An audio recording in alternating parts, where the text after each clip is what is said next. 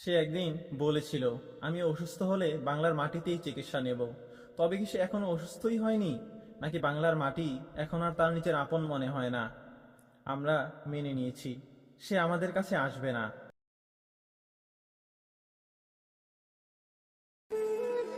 আসসালামু আলাইকুম। আজ ঠিক 562 দিন পূর্ণ হলো সে চলে গিয়েছে। চলে গিয়েছে অনেক আয়োজন, অনেক প্রস্তুতি, অনেক প্রতীক্ষার মাঝেই। রাজপথ ছিল প্রস্তুত, বিদায়ের আনুষ্ঠানিকতা ছিল চূড়ান্ত, কিন্তু সবকিছু উপেক্ষা করে সে চলে গেল তার জামাইয়ের দেশে। সে একদিন বলেছিল, আমি অসুস্থ হলে বাংলার মাটিতেই চিকিৎসা নেব। তবে কি সে এখনো অসুস্থই হয়নি, নাকি বাংলার মাটি এখন আর তার নিজের আপন মনে হয় না?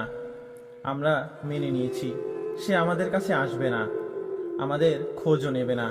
তবে প্রশ্ন একটাই, তাহলে আমাদের ঘাড়ে এত খবরদারি কিসের?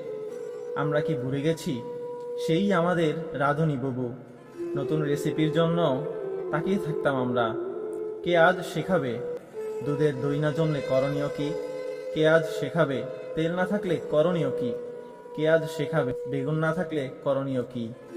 সব বাদ দিলাম, তবে প্রতিবেশী হিসেবে কি তার কোনো দায় নেই?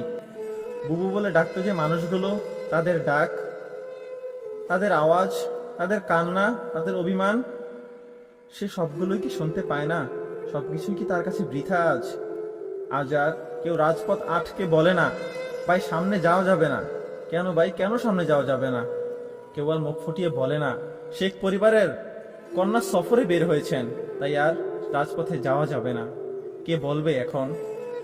আপনজন হারানোর বেদনা আমি জানি। আজ আবার প্রমাণ হলো, ভালোবাসার কাছে বয়স হার মানে।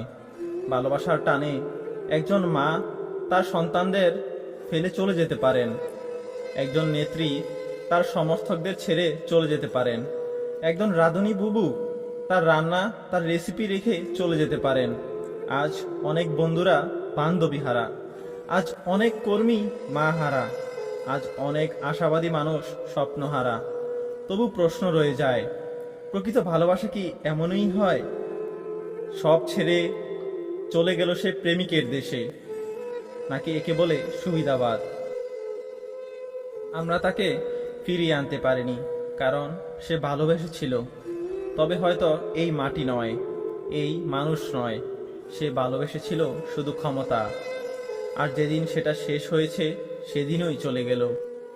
সে কি ভেবেছে তার নাম আমাদের স্মৃতির উঠোনে আর হাঁটে না? মনে করা কি এমনই হঠাৎ বৃষ্টি এলো গেল, ভিজিয়ে দিল তারপর শুকিয়ে গেল? না, স্মরণ আমাদের কাছে ঋতুর মতো নয়, এটা শ্বাসের মতো। নেই বলেই টের পাই, আছে বলেই টিকে থাকি। তবে শুনুক, আমরা ভালো আছি, তোমাকে ছাড়া বেশ আছি, এই কথাটাও বলি দৃঢ় কণ্ঠে। কারণ অভ্যাস মানুষকে শক্ত করে, আর অনুপস্থিতি শেখায় নিজেকে সামলাতে। তুমি নিশ্চিন্ত থাকো, আমাদের আকাশ ভেঙে পড়েনি। আমরা নিজেদের মতো করে দিনের সঙ্গে সন্ধির চুক্তি করেছি।